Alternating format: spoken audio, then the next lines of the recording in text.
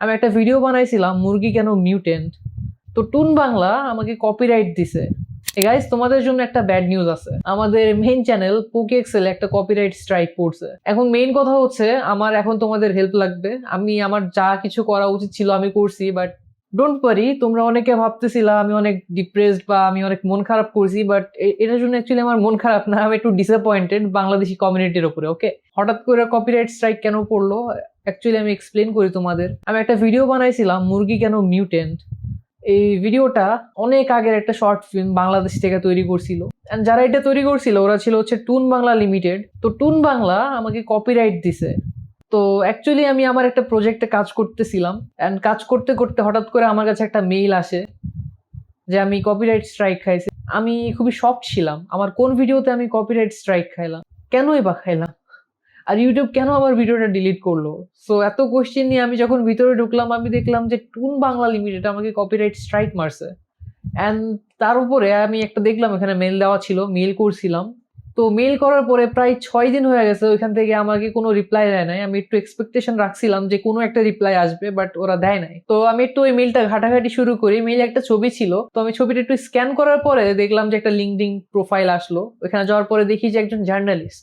তো আমি ভাবলাম একজন জার্নালিস্ট আমাকে কেন কপিরাইট দিবে। তারপরে আমি দেখলাম যে জার্নালিস্টটা দীপ্ত টিভি থেকে ছিল। ওকে, তো আমার মাথা আরো ঘোরা শুরু করলো যে দীপ্ত টিভি কেন আমাকে কপিরাইট দিবে। ওকে, দীপ্ত টিভি থেকে কেন একটা জার্নালিস্ট আমাকে কপিরাইট দিবে। তো আমি আর একটু রিসার্চ করলাম, তো আমি এটা জানতে পারলাম যে দীপ্ত টিভি যে কোম্পানিটা চালায় সেটা হচ্ছে কাজী ফার্ম গ্রুপ। তো কাজী ফার্ম গ্রুপে যারা আছে ওরাই অনেক আগে, প্রায় 2 ডেকেড মানে 20 বছর আগে টুন বাংলা নামে একটা স্টুডিও খুলছিল। এখন দেখো, কাজী ফার্ম গ্রুপের কাছে কিন্তু অনেক টাকা আছে, ওরা যে কেন এটাকে চালায় নেয় আই ডোন্ট নো। একজন যদি স্টুডিও খুলে তার মানে তুমি বুঝতে পারবা যে ওই স্টুডিও যারা খুলছে ওদের অনেক প্যাশন আছে।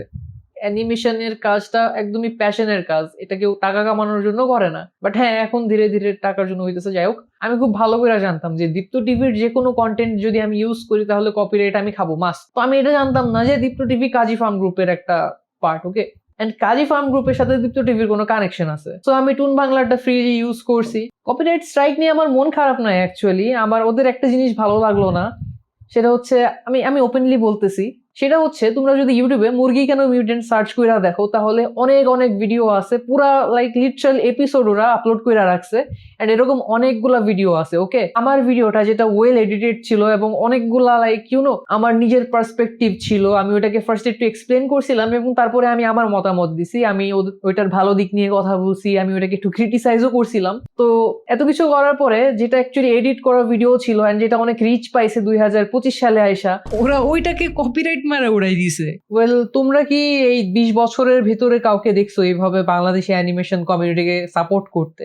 আমি একমাত্র বান্দা ছিলাম যে একলা এই কমিউনিটিকে সাপোর্ট করে যাইতেছিলাম, অ্যান্ড বাংলাদেশি কমিউনিটি নিজেই আমাকে সাপোর্ট করতে দিতেছে না। মানে ওরাই চাইতেছে না যে বাংলাদেশের মানুষ ওইটাকে ওদেরকে সাপোর্ট করুক।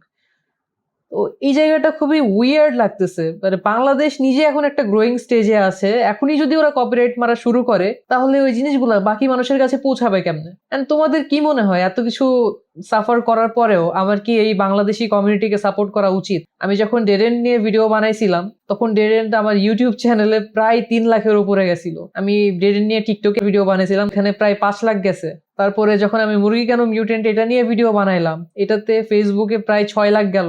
আমি যখন এটা ইউটিউবে ছাড়ছিলাম প্রায় 41,000 গেছে। অ্যান্ড বাংলাদেশি অ্যানিমেটেড ফিল্ম নিয়ে একটা ভিডিও বানাইছিলাম যেখানে একটা কম্পাইলেশন ভিডিওর ভিতরে ছিল বাংলাদেশে কতগুলো অ্যানিমেটেড ফিল্ম, কতগুলো স্টুডিও আছে।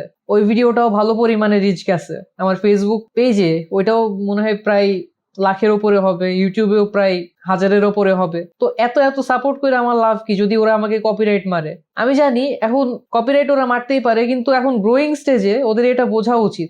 যখন ওরা দেখতেছে যে একজন বান্দা ওদেরকে সাপোর্ট করতেছে, ওই জিনিসটা ওদেরকে আপাতত ইমপ্রেস করা উচিত। কারণ বাংলাদেশের অ্যানিমেশন সেক্টরের অবস্থা খুবই খারাপ। ওয়েল, এখানে আমি কারোর ওপরে কথা বলার কেউ না, but I am so disappointed. And অনেকে ছিল যারা এটা সম্পর্কে জানতোই না, ওরা জানতে পারছে। এন্ড আরো অনেকে ছিল যারা ওই সময় যখন এটা ফেমাস হয়েছিল, ওই সময় এটা কিন্তু অনেক ফেমাস ছিল, তো আগে যারা দেখছিল ওরা ওদের মেমোরি আবার একটু হিট করতে পারছে, বা একটা ওই যে নস্টালজিক জিনিসটা বলে না, যে একটু নস্টালজিক ফিল করছে যে এটা তো আমি অনেক আগে দেখছিলাম।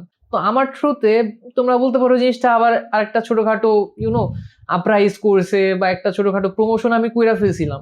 এখন দেখো ওদের অ্যানিমেশন স্টুডিওই তো ওরা বন্ধ করে চলে গেছে, এখন প্রমোট করে লাভ কি? আমি জানি প্রমোট করে এখন আপাতত লাভ নাই, বাট জানছে যে বাংলাদেশেও ছিল অ্যান্ড বাংলাদেশ সে পোটেনশিয়াল রাখে। টুন বাংলা যদি 2 ডেকেড ধরে এই অ্যানিমেশন স্টুডিওটা চালায় যায় তো বিলিভ মি তোমরা এখন হয়তো জাপানের মতো বাংলাদেশি অ্যানিমেশন দেখতে পারতা। তো নর্মালি বাংলাদেশি যতগুলো অ্যানিমেটেড ফিল্ম আছে ওগুলা ছোটদের ফোকাস করে বানায়। বেশিরভাগ কোম্পানি বা যারা স্টুডিও চালায় ওরা বেশিরভাগ জানে না বা বুঝতে চায় না যে টিনেজারদের জন্য বা বড়দের জন্য কিছু বানানো যায় অ্যানিমেটেড ফিল্মের দিক থেকে। এন্ড এদিক থেকেও দেশে ইকোনমিতে ইফেক্ট ফেলা যায়, অনেকে ফ্লপ খায় এন্ড ছাড়া চলে যায়, ট্রাই করে না জীবনে।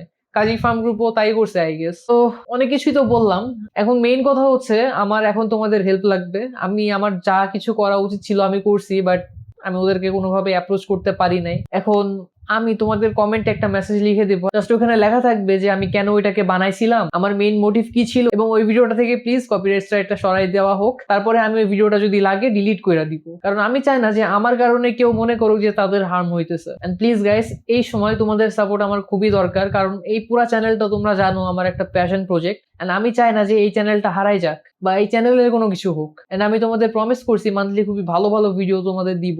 এখন দেখা যাক, আমরা তো সবকিছুই ট্রাই করলাম, তারপরে ওদের রিপ্লাই কি আসে। আমি ওদের কাছ থেকে একটু ভালো এক্সপেকটেশন রাখি, কারণ আমরা সবাই বাংলাদেশি দিন শেষে।